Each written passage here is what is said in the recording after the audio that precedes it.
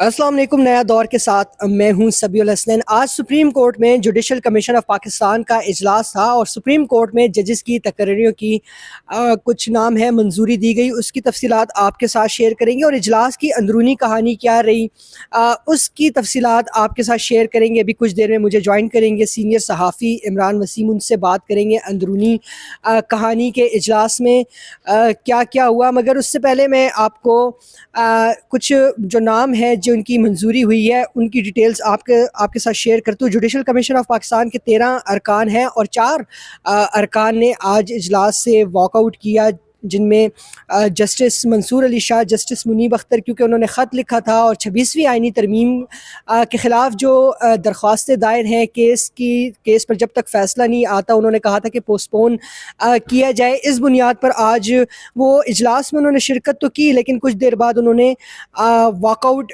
कर लिया।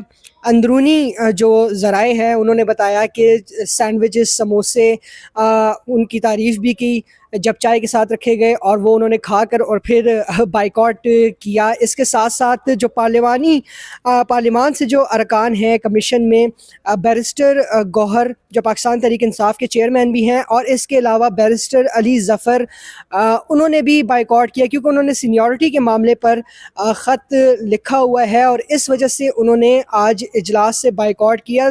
गो के बैरिस्टर अली ज़फ़र नहीं चाह रहे थे, वो चाह रहे थे कि इजलास में ही वो बैठे रहे, मगर बैरिस्टर गौहर का इसरार था कि इजलास से बाइकॉट किया जाए। Chief justice Islamabad high court Aamir Farooq की मंजूरी हुई है सुप्रीम कोर्ट के लिए और 7 वोट्स उन्हें पड़े हैं। 13 अरकान में से 4 ने चूँकि बाइकॉट कर लिया तो 9 रह गए थे। रिक्वायर्ड कोरम जो है वो 7 अरकान का होता है और 7 वोटों की अक्सरियत से chief justice Islamabad high court Aamir Farooq की मंजूरी हुई। जस्टिस जमाल खान मंदोखेल और पाकिस्तान बार काउंसिल के जो नुमाइंदे हैं एडवोकेट अख्तर हुसैन, उन्होंने मुखालफत की। इसके अलावा chief justice Balochistan high court Hashim Kakar, chief justice Peshawar high court Ishtiaq Ibrahim, chief justice Sindh high court Shafi Siddiqui और सिंध हाई कोर्ट में ही सीनियर मोस्ट जज हैं जस्टिस सलाउद्दीन, और इसके अलावा पेशावर हाई कोर्ट के जज हैं शकील अहमद। इनकी मंजूरी हुई सुप्रीम कोर्ट में बतौर जज तकर्री के लिए। और इसके साथ साथ इस्लामाबाद हाई कोर्ट से जस्टिस मियां गुल हसन औरंगज़ेब को सुप्रीम कोर्ट में एज एन एक्टिंग जज उनकी सिफारिशात दी गई, जो कि सदर मंजूर करके फिर वो जो है तो सुप्रीम कोर्ट में आएंगे। और ये आइन के आर्टिकल 181 के तहत जस्टिस मियां गुल हसन औरंगज़ेब का मामला हुआ है और एक्टिंग जो है तो ये आर्जी तौर पर है, वो किसी भी वक्त रिवोक हो सकते हैं। सदर पाकिस्तान किसी भी वक्त रिवोक कर सकते हैं और वो फिर वापस इस्लामाबाद हाई कोर्ट में जाएंगे। मगर अब जो सीनियर मोस्ट जजेस हैं हाई कोर्ट्स में, इन चीफ जस्टिस की तैनाती के बाद वो फिर कायम मकाम चीफ जस्टिस बनेंगे। मुझे ज्वाइन किया है सीनियर सहाफ़ी इमरान वसीम ने। बहुत शुक्रिया इमरान वसीम साहब ज्वाइन करने के लिए। बाहर भी काफ़ी एहतजाज होता रहा। इस इजलास को देख के काफ़ी जो मकामी बार्स हैं या कराची की जो बार्स हैं उन्होंने एहतजाज की कॉल दी थी। वो बैरूनी हालात हैं। इजलास की अंदरूनी कार्रवाई, अंदरूनी कहानी क्या है, पहले अंदरूनी बताएं फिर बैरूनी कहानी पर आते हैं। पहले बैरूनी कहानी पे आ जाते हैं ना, उसके बाद, क्योंकि बैरूनी जो बाहर एफर्ट्स चल रही थी, जो कोशिशें चल रही थी, वो इसी सिलसिले में थी कि जो आज का जुडिशल कमीशन का इजलास है वो ना किया जाए और इस इजलास को जो है वो मौखर कर दिया जाए। आपने देखा कि ये शारा दस्तूर पे, डी चौक पे, मारगला का जो चौक है वहाँ पर और सरीना चौक पे कितने वकला पहुंचे, कितना बड़ा दावा किया गया था वकला एक्शन कमेटी की जानिब से कि हम आज जो है वो हम एहतजाज करेंगे और वकला जो है वो बिल्कुल जो है वो आके अपना जो एहतजाज है वो सुप्रीम कोर्ट के प्रेमिसेस में, सुप्रीम कोर्ट के बाहर जो है रिकॉर्ड करवाएंगे। लेकिन हमने देखा कि चंद दर्जन वकला से ज़्यादा जो है वो आज लॉयर्स हमने शारा दस्तूर पे नहीं देखे। और फिर ख़ास बात तो ये थी कि ये वकला आए थे इस एहतजाज को रुकवाने के लिए, लेकिन इजलास 2 बजे शुरू हो गया। जैसे 2 बजे इजलास शुरू हुआ, इन वकला के जो लीडर थे, जो लोकल इस्लामाबाद के जो लॉयर्स थे, उनके लीडर हैं जनाब इस्लामाबाद हाई कोर्ट बार के जो सदर हैं रियासत अली आज़ाद साहब। 2 बजे के बाद जब जुडिशल कमीशन के इजलास की कार्रवाई का आगाज़ हुआ तो रियासत अली आज़ाद साहब ने एक स्टेटमेंट दिया और उस स्टेटमेंट में ये कहा गया कि हम चूँकि जुडिशल कमीशन का इजलास मौखर करवाने के लिए आए थे, हमारा ये मुतालबा है कि जुडिशल कमीशन का इजलास मौखर किया जाए और हम अपना जो एहतजाज है उसको भी मुलतवी कर रहे हैं। यानी जुडिशल कमीशन का इजलास तो मौखर नहीं हुआ। जो इनका प्रोग्राम था कि हम जुडिशल कमीशन का इजलास मौखर कराएं, ये अपना प्रोग्राम जो है वो ख़त्म करके यहाँ से चलते बने। और उसके बाद यहाँ पर जो बैठे थे हामिद खान साहब और बाकी जो वकला के लीडरान यहाँ पे मौजूद थे, वो ज़ाहिर सी बात है कि जब वकला का ज़्यादा जो वहाँ पर जो एक हिस्सा था वो इस्लामाबाद के लोकल लॉयर्स का था, वो जब बाइकआउट करके चले गए तो हामिद खान साहब और उनके साथ जो उनके साथी वकला थे वो भी ऐसा ऐसा करके जो है सुप्रीम कोर्ट से चलते बने। अब आ जाते हैं जो जुडिशल कमीशन का इजलास हुआ।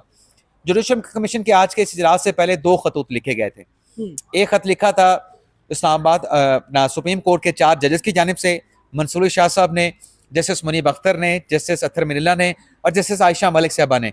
उसमें क्या बातें की गई उनको रिपीट नहीं करेंगे, लेकिन उसका खुलासा ये था कि आज का इजलास जो है वो मौखर किया जाए। दूसरा खत लिखा गया था तहरीक इंसाफ के रहनुमा बैरिस्टर अली जफर की तरफ से, उसमें भी कमोबेश यही बातें की गई थी। खुलासा ये था कि इजलास मौखर किया जाए और इस्लामाबाद हाई कोर्ट के जजेस की जो सीनियरिटी है उस सीनियरिटी को पहले जो है वो डिसाइड किया जाए। तो सबसे पहले ये मुद्दा रखा जस्टिस मंसूर शाह साहब ने कि हमने लेटर लिखा है, हम लेटर की रोशनी में आपसे कहते हैं, आपसे ये दरख्वास्त करते हैं कि आज का इजलास जो है मौखर कर दें। और इस बात को फिर सपोर्ट किया जस्टिस मुनीब अख्तर साहब ने, लेकिन कमीशन के अरकान की तरफ से इस दरख्वास्त को जो है वो रद्द कर दिया गया कि 26वीं आईनी तरमीम फील्ड में मौजूद है और 26वीं आईनी तरमीम जब तक वो सस्पेंड नहीं होती तो जुडिशल कमीशन का इजलास मौखर करना ऐसे ही है कि आप 26वीं आईनी तरमीम को मुअत्तल कर दें। तो 26वीं आईनी तरमीम तो मौजूद है, तो कमीशन का इजलास जारी रखने का फैसला किया गया। उसके बाद फिर जब दरख्वास्त नहीं मानी गई तो जस्टिस मुनीब अख्तर और जस्टिस मंसूर शाह साहब जो हैं वो इजलास से उठ के बाइकआउट करके या वॉकआउट करके चले गए। उसके बाद फिर तहरीक इंसाफ के जो अरकान पार्लिमान थे, बैरिस्टर अली जफर, बैरिस्टर गौर अली खान, बल्कि आज तो बैरिस्टर गौर अली खान साहब ने बताया कि जो लेटर इन्होंने लिखा बैरिस्टर अली जफर ने, ये मुझे कल पता चला इस लेटर का, यानी वो भी इस लेटर के हवाले से जो बैरिस्टर अली जफर ने लिखा उस वक्त तक जो है वो आगाह नहीं थे जब वो लेटर मीडिया पे चला नहीं। तो जब 2 जज उठ के वॉकआउट करके चले गए तो फिर ये इन्होंने भी अपने लेटर वाला मामला जो है वो रखा बैरिस्टर अली जफर साहब ने कि मैंने भी लेटर लिखा है, मेरी भी ये दरख्वास्त है कि आप जो है वो इस इजलास को आगे प्रोसीड ना करें, मौखर कर दें, इस्लामाबाद हाई कोर्ट की जजेस की सीनियरिटी पहले उसको फाइनल होने दें। तो इस पर चीफ जस्टिस याहिया अफरीदी साहब ने उनसे ये कहा कि देखें, जो आप इस्लामाबाद हाई कोर्ट के जजेस की सीनियरिटी की बात कर रहे हैं, ये मामला इस इजलास का एजेंडा नहीं है। ये मामला तब आएगा जब जुडिशल कमीशन का एक और इजलास बुलाया जाएगा जिसमें इस्लामाबाद हाई कोर्ट के चीफ जस्टिस का फैसला होगा कि मुस्तकिल चीफ जस्टिस कौन बनेगा, तब आप ये नुक्ता उठाइएगा। अभी तो हमने सुप्रीम कोर्ट में जज लगाने का फैसला करना है। ये इजलास सिर्फ सुप्रीम कोर्ट में अपॉइंटमेंट से मुतल्लिक जो है बुलाया गया है, तो उनकी दरख्वास्त भी रद्द हो गई।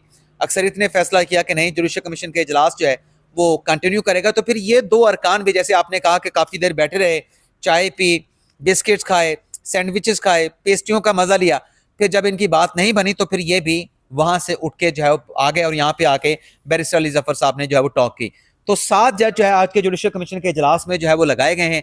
7 नाम जो है आप बता चुके हैं, लेकिन जो सरप्राइज नाम था वो नाम था जस्टिस मियां गुल हसन औरंगजेब साहब का, जिन्हें आइन के आर्टिकल 181 के तहत जो है सुप्रीम कोर्ट का कायम मकाम जज लगाया गया। अच्छा, जब ये जराए से हमें खबर पता चली तो जराए ने जिस तरीके से रिपोर्ट किया या हमें कन्वे किया, उसमें ये बात पहले सामने आई कि ये शायद इस्लामाबाद हाई कोर्ट में उनको कायम मकाम चीफ जस्टिस लगाया गया, लेकिन बाद में ये क्लैरिफाई हुआ कि इस्लामाबाद हाई कोर्ट में गुल हसन औरंगजेब साहब को कायम मकाम चीफ जस्टिस नहीं लगाया गया, बल्कि उन्हें भी सुप्रीम कोर्ट में लाया गया है एक जज के तौर पे, आर्जी जज के तौर पे। अब जो आप बात कर रहे थे कि किसी वक्त भी इनके आर्जी जज का जो नोटिफिकेशन अगर रिवोक हो जाता है तो ये इस्लामाबाद हाई कोर्ट में इनको वापस जाना पड़ेगा, लेकिन मुझे बज़ाहिर ऐसा लगता है कि अब चूंकि गुल हसन औरंगजेब साहब सुप्रीम कोर्ट में आ चुके हैं, उनके सुप्रीम कोर्ट में आने के बाद सरफराज डोगर साहब जो हैं इस्लामाबाद हाई कोर्ट के चीफ जस्टिस के लिए फेवरेट हो चुके हैं। अब 2 ही नाम बाकी हैं इस्लामाबाद हाई कोर्ट के चीफ जस्टिस की दौड़ में, 2 नाम बाकी हैं, एक जस्टिस मियां अपने सरफराज डोगर साहब का और दूसरा जस्टिस मोहसिन अख्तर कियानी साहब का।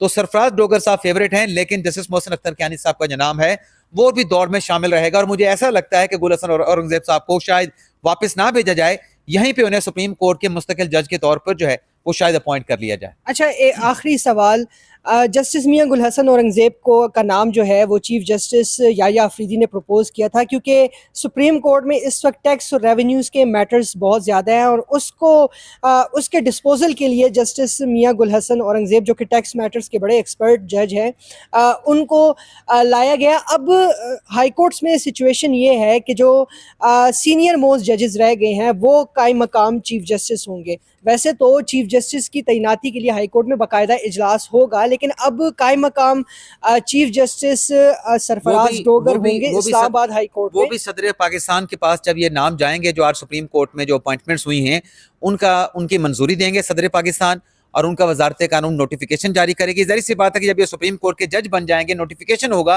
तो इन्हीं के नोटिफिकेशन के साथ सदर पाकिस्तान की तरफ से कि जो हाई कोर्ट से मुख्तलिफ जजेस को, चीफ जस्टिस साहबान को सुप्रीम कोर्ट का जज बनाया गया है, वहां पर कायम मकाम चीफ जस्टिस कौन होगा, ये नाम भी जो है वो सीनियर जजेस में से जो फाइनल करेंगे वो सदर करेंगे, ये उनकी सवाबदीद है।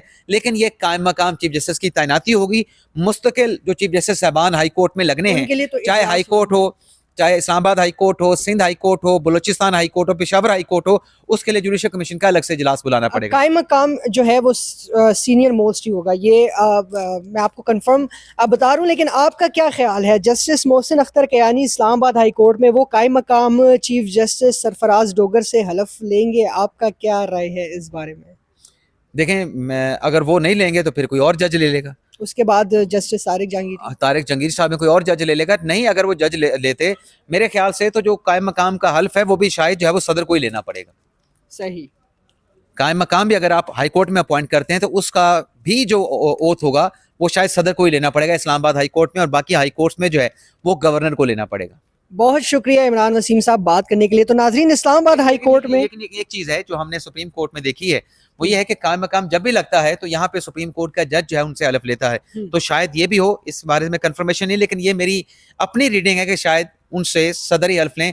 लेकिन ये बात अभी जब मैंने बात कर चुका हूँ तो मेरे जहन में आया कि सुप्रीम कोर्ट में जब कायम मकाम चीफ जस्टिस लगता है तो सुप्रीम कोर्ट का जज ही उससे हल्फ लेता है। तो ये चीज भी जो है देखी जा सकती है कि अगर सरफराज डोगर साहब सीनियर प्यूनी जज हैं, वो अगर चीफ जस्टिस बनते हैं इस्लामाबाद हाई कोर्ट के, तो फिर हाई कोर्ट का कोई जज जिसमें सबसे सीनियर मोस्ट जो है वो मोहसिन अख्तर कयानी साहब हैं, उनको हल्फ लेना पड़ेगा। लेकिन अगर वो रुखसत से चले जाते हैं, इनकार कर देते हैं, तो जाहिर सी बात है कि वो हल्फ बदारी की तकरीब में भी नहीं आएंगे, फिर किसी और जज को जो है उनसे हल्फ लेना पड़ेगा। बहुत शुक्रिया इमरान वसीम साहब बात करने के लिए। तो नाजरीन, इस्लामाबाद हाई कोर्ट, बाकी हाई कोर्ट्स का तो मामला क्लियर है, लेकिन इस्लामाबाद हाई कोर्ट का जो मामला है बड़ा इंटरेस्टिंग है। देखना ये है कि जो कायम मकाम चीफ जस्टिस हैं सरफराज डोगर, उनसे इस्लामाबाद हाई कोर्ट में हलफ कौन लेता है? जस्टिस मोहसिन अख्तर कयानी लेते हैं, या फिर कोई और, या फिर सदर खुद, या फिर चीफ जस्टिस ऑफ पाकिस्तान? ये अभी 1-2 दिन में सिचुएशन वाजे हो जाएगी, और इसके साथ साथ सीनियरिटी का मामला भी हलफ के साथ ही वाजे हो जाएगा। इसी के साथ ही इजाज़त दीजिए। अल्लाह हाफ़िज़।